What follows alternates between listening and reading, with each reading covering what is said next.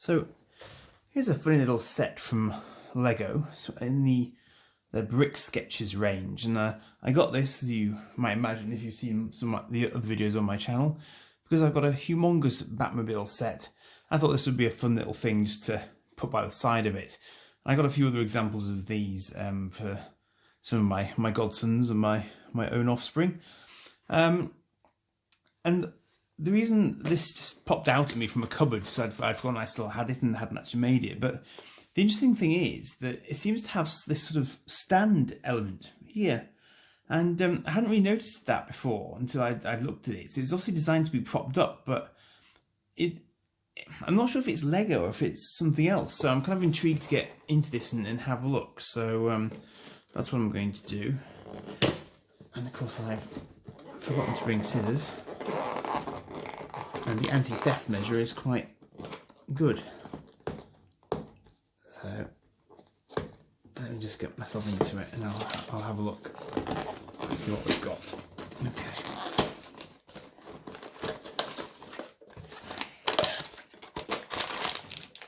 There's actually got a few more pieces than I imagined. So it's probably got a fairly solid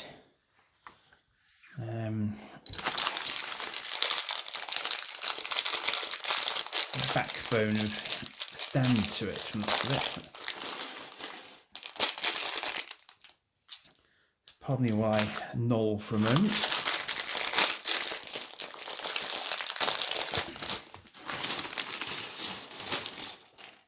I am rather assuming here that as the bags aren't numbered, I don't need to do this in any particular order.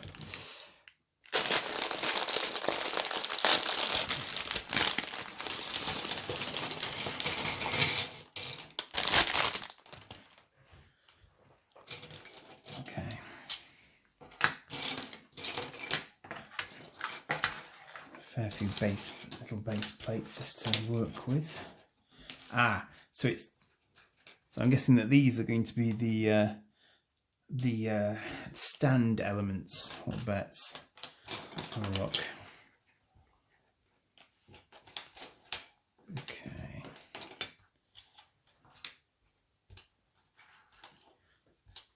I'm trying to do this fairly quickly, so you'll forgive me if I'm not as supremely neat as I might otherwise be with arranging things. And I've actually tried to do a build all in one go in one shot before, so on the camera, so we'll see how this works out. I hope my mobile doesn't die in the middle of it, that'd be awkward.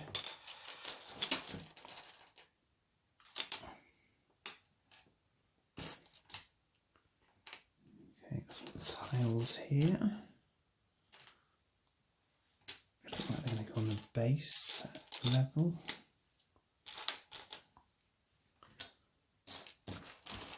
It's a clever little idea. I mean, I think I've seen some Lego ideas get all the way through that are sort of Lego art, and obviously Lego are doing some mosaic style sets themselves as well. In fact, I've got a really nice product that we got from the London Lego store, which was basically a picture of my son that you get done in Lego yourself. So you build it, but they basically reproduce an image in such a way that you can then recreate it from 1x1 tiles, and I mean a lot of 1x1 tiles. So they give you tubs of 1x1 tiles to take away with you, and you then match those up to the sort of I think it was a sort of a print of the image that they take in grayscale.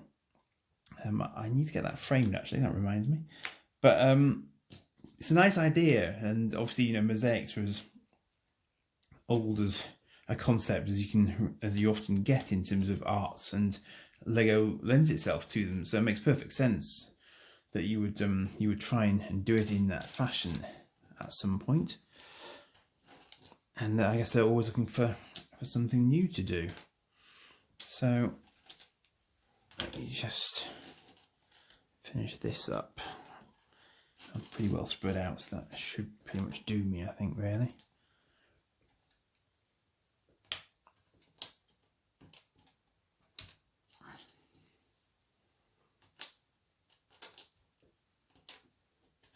So I'm doing this at some speed, so it would normally be a little bit neater than this. Okay.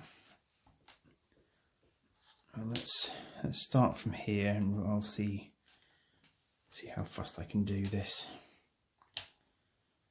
And don't forget that my my Lego Ideas Eagle transporter from Space 1999 is still available for support. It's nearly at the 1500 mark at the time of recording, which is pretty good, but I could really do with a bit of a kick up the backside for it to hit the next marker, so to speak, and get more time. So if you are so inclined, you'll find videos about it on this channel, of course, and we'll see how far it can get.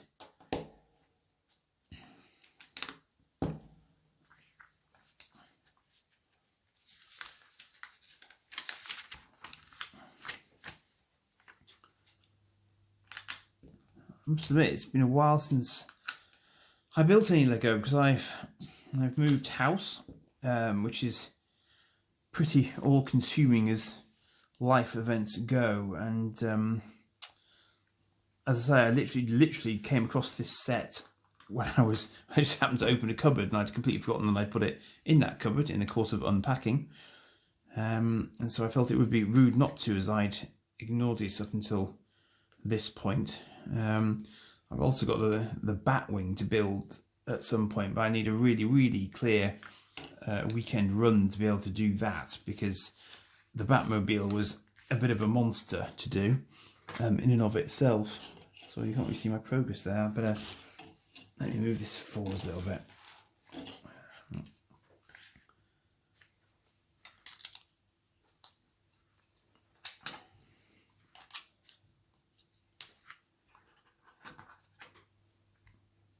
Oh, I've done that wrong. Apologies. I thought that was going to be strange. This is the problem doing it at speed. You start to miss things if you're not careful.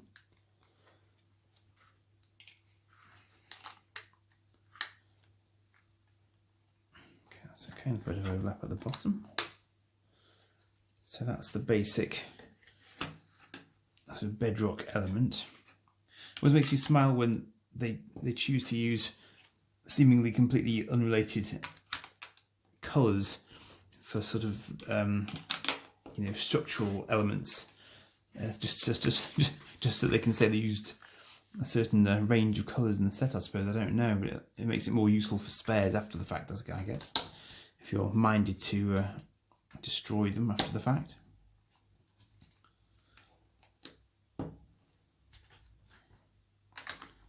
Just the perimeter tiles.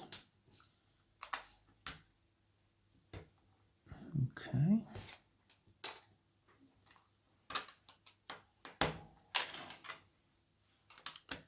So that's the border there.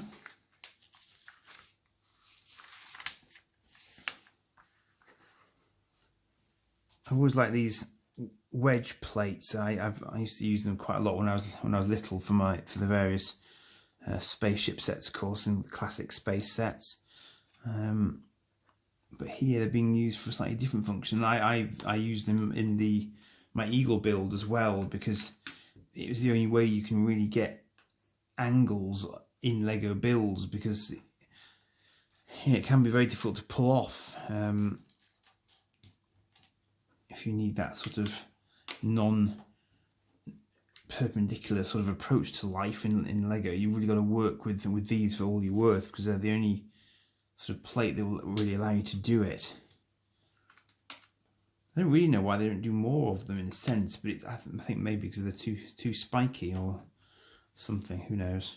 But that's quite spiky, that one. Okay,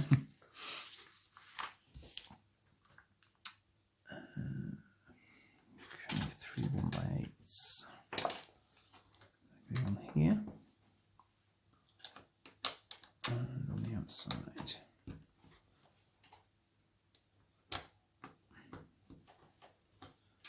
Okay, now we're working mainly in black.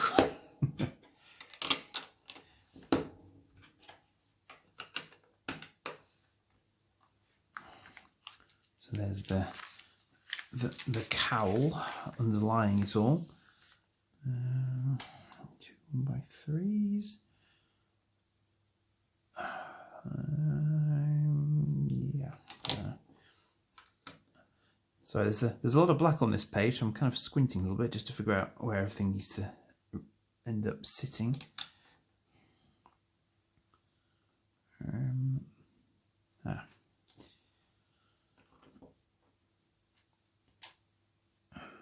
That's that.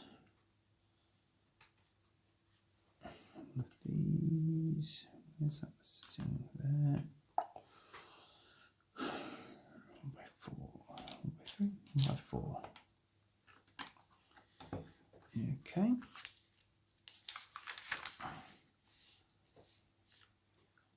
It's a surprising amount of pages for what I thought was going to be relatively straightforward, but as I half thought, that it's a lot of layers being built up in order to give an impression of depth that you wouldn't otherwise get, I think. Don't put that one again. And again with the random, see the random blueness.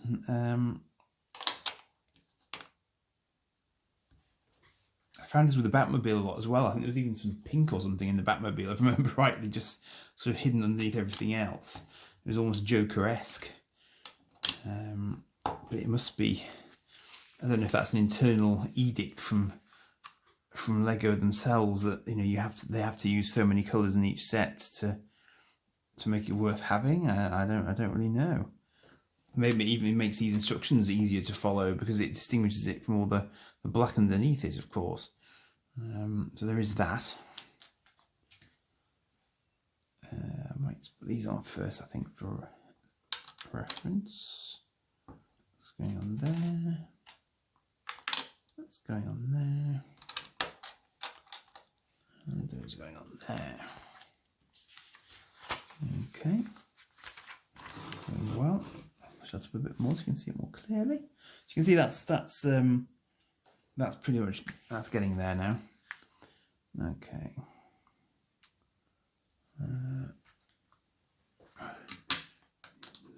The bat chin.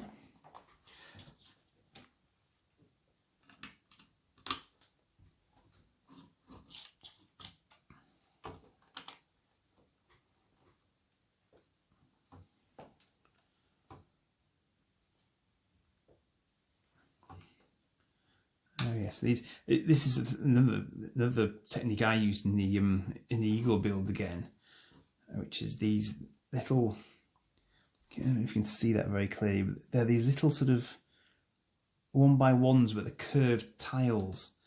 They're quite useful for sort of rounding off a corner. If you don't want a sharp corner, they can just give you that little hint of a sort of a curve in the as you turn through the 90 degrees, which is, again, it's a handy little thing to know of its existence if you need that sort of effect. That's everything. Okay, interesting. So now we're flipping over and we're putting 1x8 at the top and 1x3.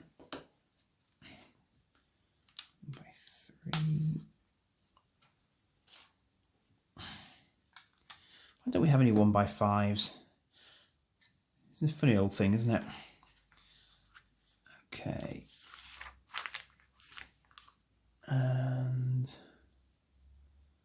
okay, so now is that for hanging purposes? I wonder if you want to hang it up. I remember threading using the hole in this piece here for cranes and such like back in the day.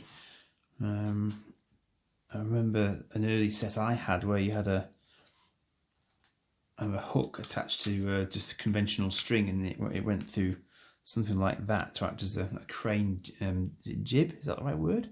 Crane arm. Okay, and we're just securing that on there like that. Okay.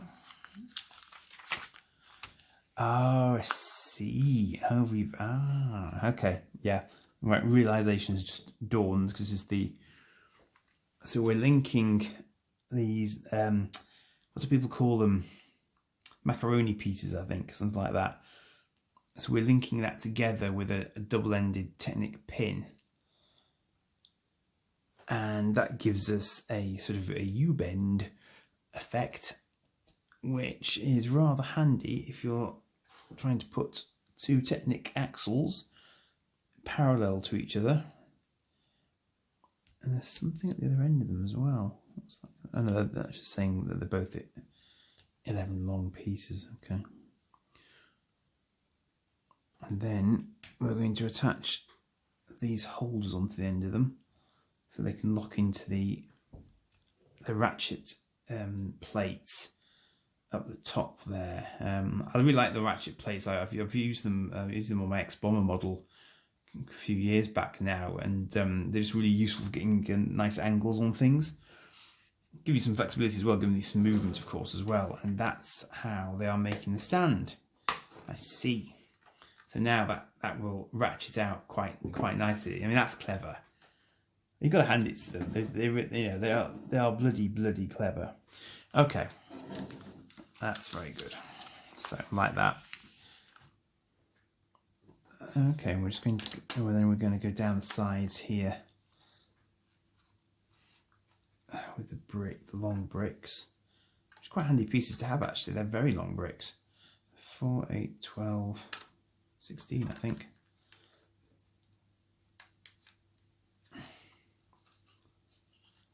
Okay. So we're just making that more solid. If you want to lie it flat, and it's not lying on the actual stand elements. I think that's what they're going for there. He's going in the corners.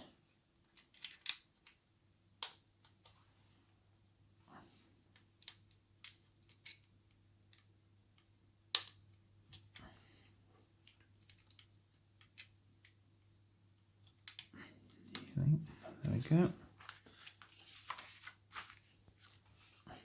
I love these pieces as well. These weren't around in my day,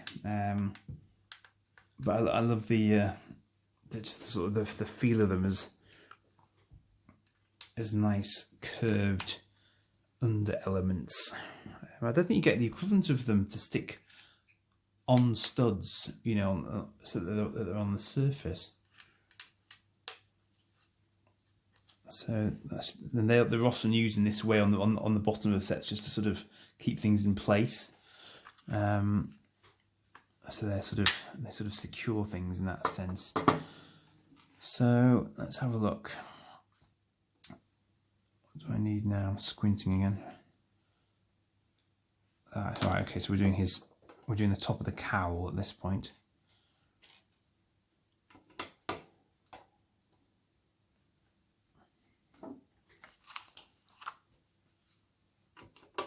There we go.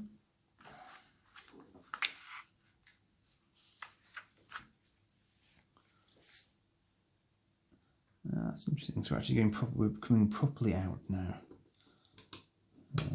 Let's see how that finishes. Same on the side.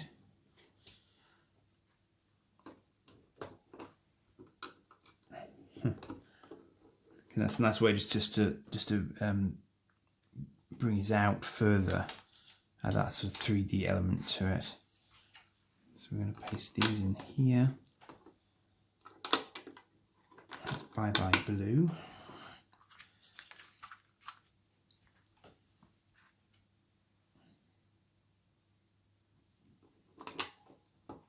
Okay, I like these pieces as well. Again, this is something I use on the Lego Eagle. That they step down, so they're actually sort of 2 layers deep, but it's just that corner bit there that sort of drops over the edge. So they prove to be very handy as well for getting nice sort of slightly rounded corners of things rather than trying to do it some other way. That's that. A couple of those, one of these. Ah, right, this is getting the angle on his mouth.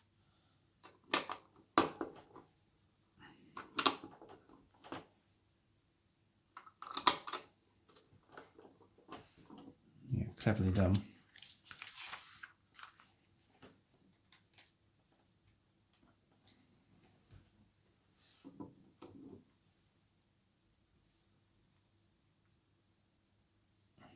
Sides of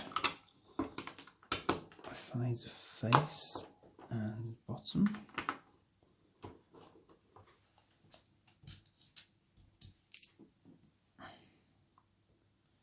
More chin.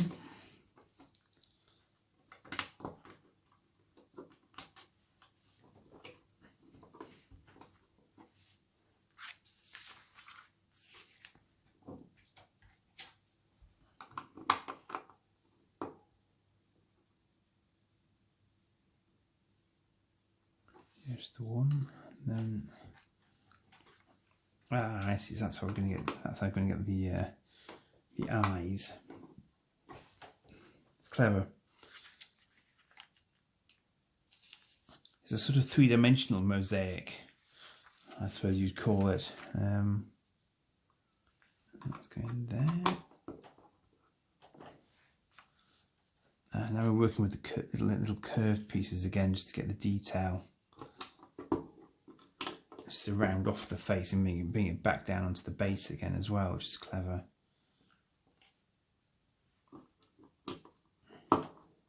That's a nice effect here. Those two lining up next to each other. It's cleverly done. Okay, nearly there. Okay. And the nose. And nose. And of course there's a little piece left. Just the one. Right, and there you have it. So you can angle that pretty much any way you want, which is rather impressive. Yeah, so it's a nice overall effect. Quite a nice little set of its sort, and it was a good sort of stocking filler style set at the end of the day. So yeah, I hope you've enjoyed that.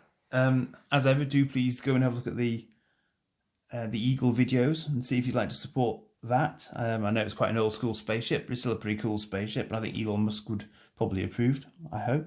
So there, I hope you've enjoyed that, and I'll see you for the next one.